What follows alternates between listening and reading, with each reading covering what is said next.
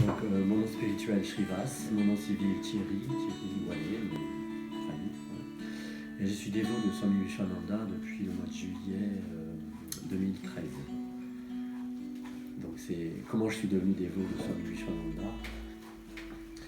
Ben, je ne pensais pas être à la recherche d'un maître spirituel, mais manifestement mon âme devait être à la recherche d'un maître spirituel parce que j'avais lu Autobiographie d'un yogi, j'avais lu plein de choses et dans ma petite tête, je me disais que j'aurais adoré avoir un maître comme Yogananda, apparemment ça en fait. Et je me disais, bah t'as loupé le coche, tu dois pas être assez évolué, parce qu'il est mort maintenant et toi t'es en vie, donc c'est pas pour toi dans cette vie quoi. Et en plus il avait vécu en Inde, et voilà, il est allé un peu aux États-Unis, il est venu une fois en France.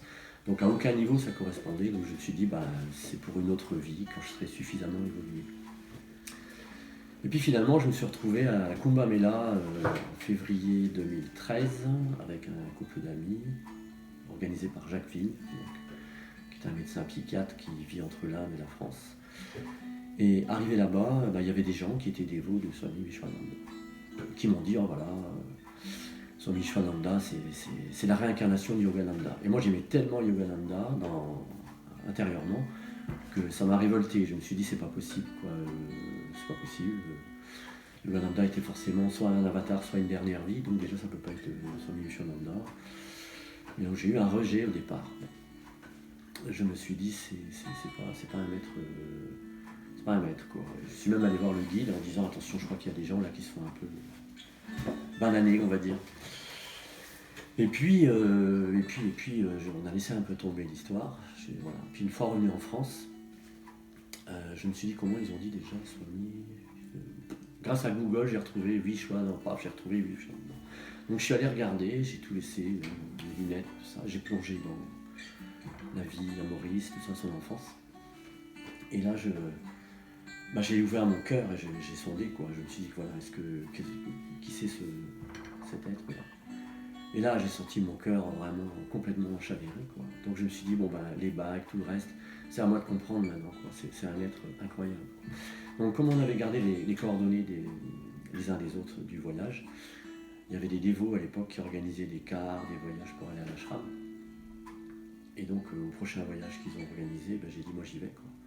Et on s'est retrouvés à aller voir Swami Vishwananda dans son ashram directement. Et là, on est complètement tombé sous son charme, c'est le cas de le dire. Puisque 2 mois après, il descendait à Monaco pour donner un archan. Et là, je lui ai demandé, est-ce que vous voulez bien être mon gourou? Et il s'est penché vers moi, il m'a dit, est-ce que vous le sentez dans votre cœur? Et là, j'ai senti comme une bouffée de joie. Et j'ai dit, oh oui. Et lui, en même temps, il faisait, ah oui. On s'est regardé, il m'a fait un petit signe de tête. Et puis, j'ai repris mon chemin et j'étais dévot de Swami Vivekananda 2 mois après l'avoir rencontré pour la première fois. Et c'était une évidence en fait, quoi. Parce que c'était l'être, je sais pas, le premier darshan que j'ai eu, quoi. J'ai vu le cosmos, quoi. J'ai fouillé puis ses yeux, je voyais le cosmos. Et je sentais un amour absolument impossible à décrire. Donc pour moi, c'était une évidence dès le début de devenir un dévot de Swami Vivekananda. Et ensuite, il y a plein de choses qui se sont déroulées, plein de, entre guillemets, de signaux pour sentir sa présence et réellement sa présence et son omniscience autour de nous, quoi. Mais ça, c'est une autre histoire, c'est parce qu'un jour, il est aussi passé chez nous.